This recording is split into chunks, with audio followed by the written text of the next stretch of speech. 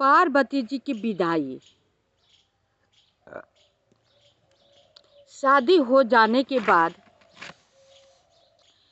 अब पार्वती जी की विदाई की रस्म होने को होती है। जब विदाई का समय आता है तो मैना माता बहुत दुखी होती है। शंकर जी के पैरों पर जाकर हाथ जोड़कर पैरों पर गिर जाती हैं।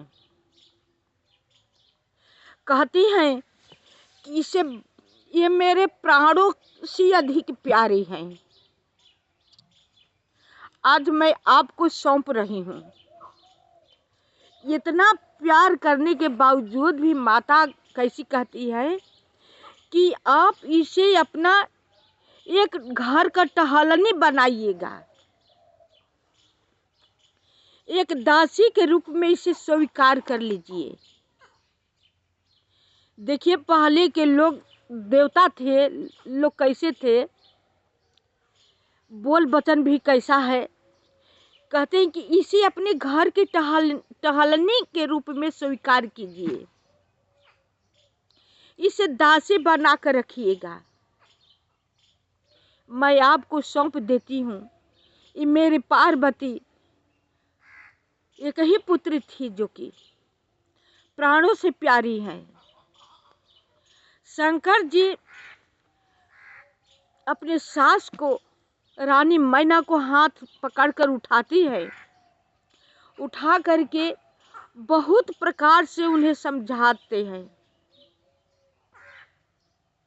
जब समझा लेते हैं शंकर जी तो अब माता जो है पार्वती जी के पास जाती हैं। पार्वती जी का स्नेह बस अपने गोद में ले लेती हैं। गोद में अपने बिठा करके बहुत प्रकार से रुदन करती हैं, विलाप करती हैं। कहती हैं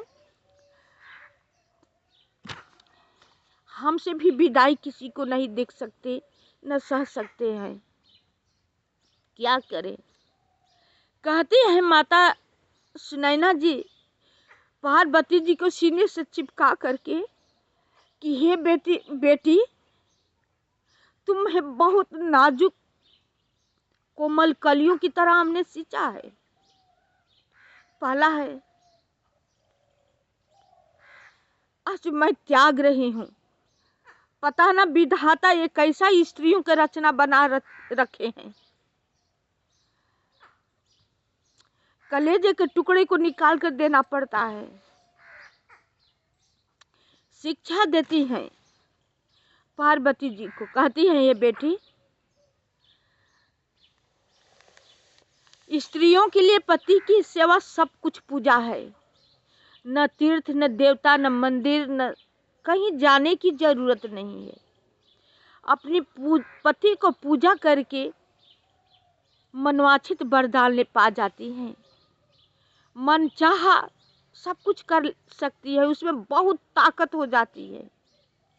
केवल पति के कहना मानकर पति की पूजा कर लेने से स्त्री पतिव्रता हो जाती हैं। तुम अपने पति की सेवा में हमेशा तत्पर तैयार रहना। पति को अपने रूख देख करके बात बोलना। इस देखो कि पति के इस समय मूड कैसा है तो बात कुछ कहने का प्रयास करना, अन्यथा उनकी सेवा में लगे रहना। तुम्हें सेवा के सिवाय कुछ है ही नहीं है। स्त्रियों के लिए पति ही सब कुछ है। पति की सेवा करो। हे बेटी हमें पता नहीं था कि तुम जगत जननी हो, आदि शक्ति हो, पुत्री के रूप में अवतार ली हो। हम तो हमेशा पुत्री के रूप में देखा, पुत्री ही की तरह समझा। हे बेटी जो मैं उचित अनुचित कही होगी उसे याद मत करना, भूल जाना।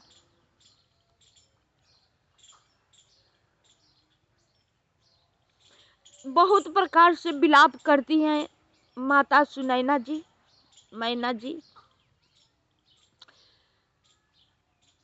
पार्वती जी बहुत रोती हैं। सखियां आती है, उन्हें माता के गोद से हटाती है शंकर जी को पास ले जाने के लिए। पार्वती जी नहीं छोड़ती हैं, न रानी मैना जी छोड़ती हैं।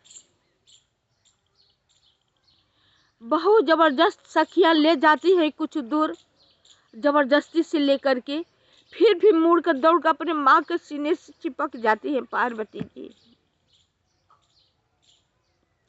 उस समय के पार्वती जी के विवाह का दृश्य देख करके जो कि देवता लोग हैं, सब कुछ समझने वाले हैं, जानने वाले हैं, उन लोगों का भी धीरज छूट गया। उनके घर जो मेहमान, नदियाँ, तालाब, सरोवर, छोटे बड़े पर्वत, जितने लोग आए हुए थे सब रो रहे हैं पार्वती जी की विदाई देखकर।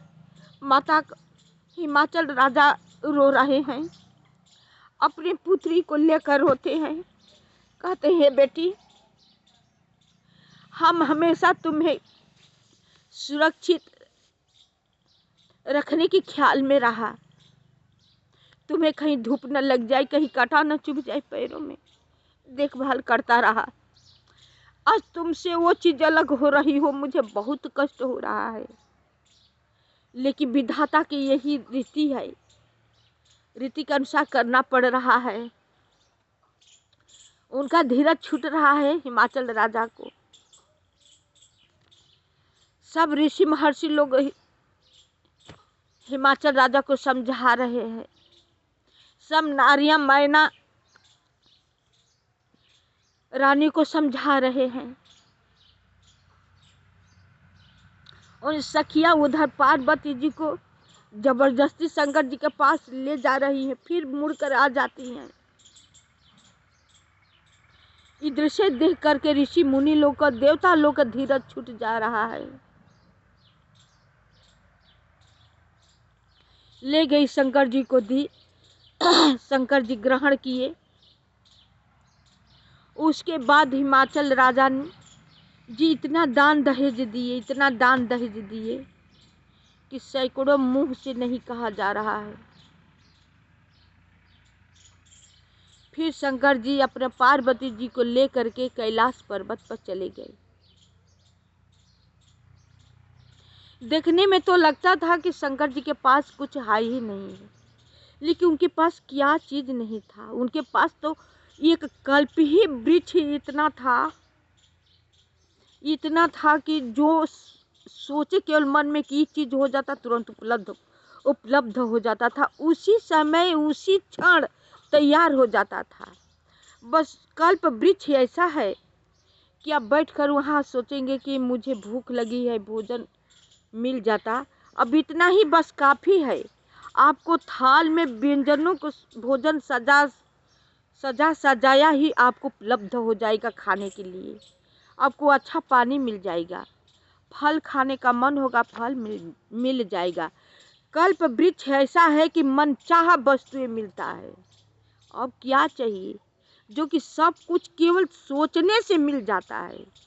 अभी सोचना पूरा नहीं होता है, वो भी मिल जाता है। कल्प वृक्ष शंकर जी के पास है, कल्प वृक्ष के पास ही वो रहा करते हैं। पार्वती जी को वहीं पर लेकर चले जाते हैं।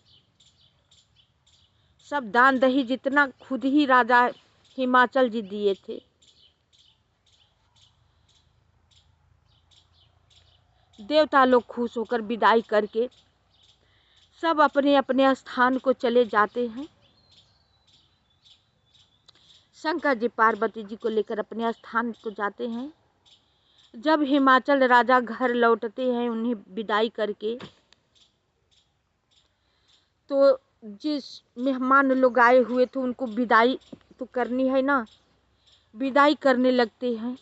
सबको विदाई में इतना मतलब सम्मान के साथ विदाई में इतना सब कुछ देते हैं, हीरा मोती हार वगैरह मनचाहा वस्तुएं देते हैं हिमाचल राजा।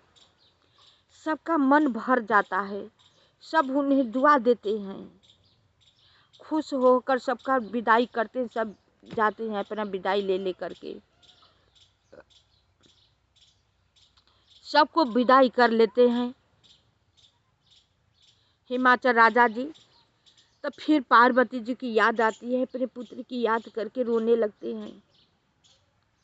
जल्दी सभा में बैठते नहीं, इतना दुखी थे हिमवान राजा जी कि जल्दी सभासद में नहीं बैठते थे। हमेशा पार्वती जी की याद ही कर करके रोते रहते थे। रानी रनिवास में नहीं बैठने को उनका मन होता था कि हम रनिवास में बैठे, अपने भवन में पड़ी रहती थी। उधर पार्वती जी शंकर जी के साथ तो गई थी, लेकिन माता की याद बहुत सता रही थी। बार बार भोले जी से कहती, शंकर जी से, कि मुझे माँ की याद बहुत आ रही है, पिता का घर याद आ रहा है, सखियों का साथ छूट गया, मुझे सहेलियों की याद आ रहा है। शंकर जी उन्हें बहुत समझाते हुए सब अपना घुमाते फिराते हैं, दिखाते हैं, प्रेम करते हैं। इस तरह से कुछ दिन बीत गया, कुछ बहुत दिन बीत गया। उन लोग को सुखपूर्वक रहते हुए धीरे धीरे सब अपने आप में रम गए। कुछ दिन बाद बीत गया तो उनके एक पुत्र पैदा होते हैं, कार्तिकेय भगवान जी। जब उनके पुत्र पैदा होते हैं कार्तिकेय जी, तो ये समाचार सुन करके देवता लोग में खुशी की लहर दौड़ गई। सब बहुत खुश हुए, क्योंकि तारक के मारने वाले वही थे। कार्तिकेय के सिवा कोई मारने वाला था नहीं तारक को। तारक सबको उपद्रव कर रखा था, सब परेशान थे।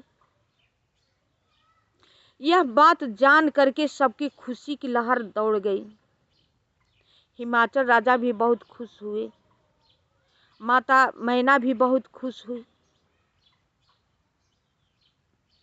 समय बीतने लगा।